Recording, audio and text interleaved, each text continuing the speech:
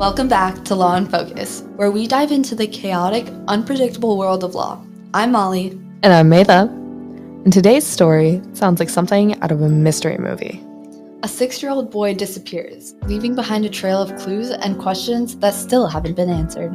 Today, we're talking about the disappearance of Timmothy Pitzen, a case that's both haunted investigators and the public since 2011. But we're not just talking mystery today. We're talking about the legal side, custody disputes, parental abduction laws, and what happens when mental health and family laws collide in heartbreaking ways.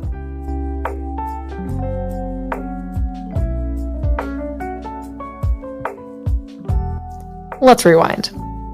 It's May 2011 in Aurora, Illinois, and 6-year-old Timmy Pitzen has just been dropped off to school by his father, only to be picked up a few hours later by his mother, Amy Fry Pitzen, claiming that there is some sort of family emergency. Except there wasn't. Instead, she took Timothy on a 3-day road trip across Illinois and Wisconsin. They visited a zoo, water parks, and several hotels. Surveillance cameras captured them smiling, checking in, buying snacks. Nothing seemed out of the ordinary. But suddenly, Amy was found dead in a hotel room in Rockford, Illinois. And she left a note saying that Timothy was safe, but would never be found. And just like that, Timothy vanished. His car seat, backpack, and toys were missing. No signs of struggle, no trace of him since. So, where does the law come in? This case is a textbook example of how custody disputes can turn into legal gray zones. Exactly. Amy and her husband, James Pitzen, were having marital issues. Court records and family testimony suggest tensions over Timothy's care. And that's where parental abduction laws become relevant. Under U.S. law, a parent can still be charged with kidnapping if they take a child in violation of custody agreements, or without consent from the other parent. But here's the twist. Amy had legal custody at the time she took Timothy. So technically, it wasn't kidnapping. Until her actions crossed into concealment. Illinois law defines child abduction as intentionally hiding a child from the other parent. And that's what makes this so complicated.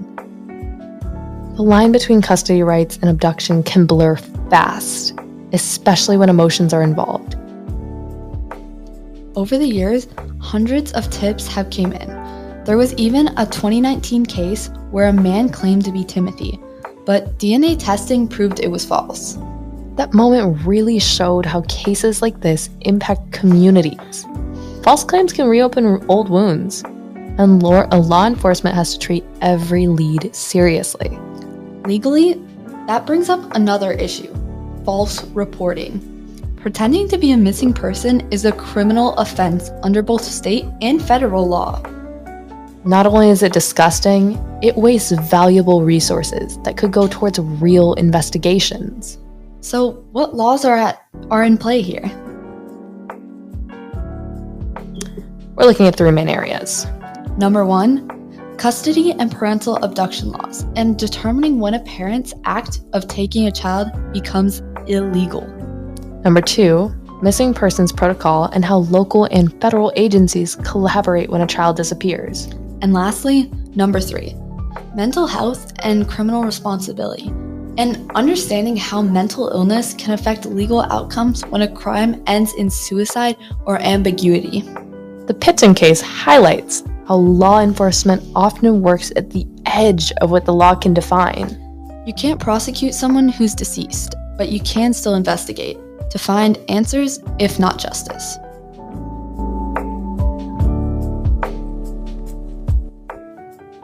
For over a decade, the legal side has hit a dead end. Without evidence of a crime, there's no case. Just an open file and a grieving family. And from legal studies perspective, this shows one of the hardest realities. Sometimes the law can't fix the human side of a tragedy. It can only investigate, record, and wait. Exactly. Law has limits. It seeks the truth through evidence. But when that evidence is gone, so are the answers. What's most haunting is Amy's note. Timothy is safe, but you'll never find him. It's part mystery, part heartbreak, and part physiological puzzle. It makes you wonder, did she hide him with someone she trusted? Or was it a final act of desperation from a mother in crisis? Either way, it shows how family disputes can spiral into something far beyond the reach of courts or custody agreements. Question time! Molly, do you think that there should be stricter laws around parental abduction even when the parent has shared custody? That's tricky. Stricter laws might prevent cases like this, but they can also punish parents acting out of fear who don't mean to or are not abusing their right to custody of their kid. What about you? Do you think Amy's mental state should change how the case is viewed legally? Absolutely. I am a firm believer, and I think we discussed this in the first episode with the Menendez brothers, that mental health plays an enormous role in law. Who you witness, what the psychological implications of the case is, can affect what the outcome is enormously. Legally, mental health matters, and even more so in the Pitzens case than ever. So I think that absolutely, psychologically, her state should be taken into account. I agree. And lastly, for you, Molly, do you think Timothy's case should still be treated as an active investigation or as a cold case? I think it should stay active, as there's no proof he's gone, and as long as there is a chance he's out there, law enforcement has a duty to keep looking. Cases like these don't need the closure of a cold case. They need the persistence of an open one. All right, that was depressing. Let's lighten things up. Time for Law or Nah. Hit me with it. All right, you're gonna love today's. In France, Law or Nah, men must wear Speedos on public beaches and in swimming pools. Well, that's an interesting one. Isn't it? I'm gonna say no. Couldn't they wear any swimsuit bottoms, not just Speedos? I am so sorry to say that it is law. I'm sorry for the people in France over there.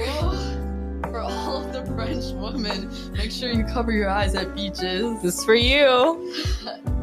Anyway, the disappearance of Timmothy Pitzen remains one of the most puzzling and tragic cases of the last decade.